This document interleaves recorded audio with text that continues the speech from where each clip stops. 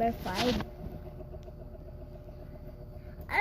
Napanood niya na si Yuri, pati si Kiefer, pati si JJ Tay. Kung napanood niyo na, sabihin niyo kung sino mas bagay kay JJ. Para sa akin, Yuri. Comment na. Okay, number 1 is science. Check. Number 2 is ESP. Check. Number 3 is English. Check. 4 is math. Check. Natatanggal na kasi ito. Number 5, Filipino. Check. 6, 80.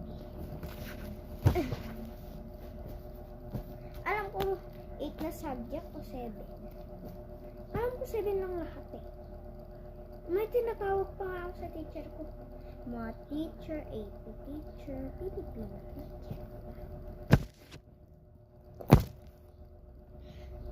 So, itong bag, wala. Anong gagawin dyan? At saka kung sino mag-grade 4, grade 6, 7, 8, 9, 10, 11, 12. Sabihin nyo. I-comment nyo din yung favorite color niya. Ako kasi mag-grade 4, ako grade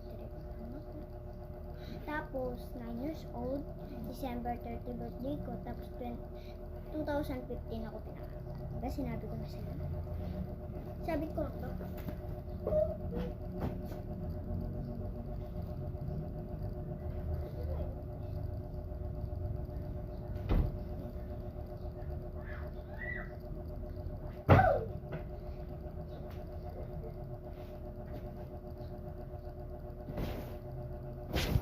Alisin mo din ang sarili mo. Diba?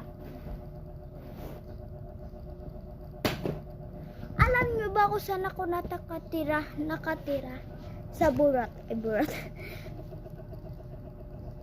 Yung isang malapit sa Pilipinas, hindi naman bastos yung Burat.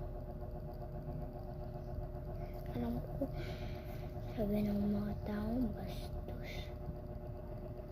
Tsaka sinasabi nila, at tsaka palagi ako napapagalitan kay mama ko. Kung kilala nyo to, mag-comment lang kayo. Pero bawal ko sabihin. Wala. Takot lang ako na mapapagalitan ako ulit.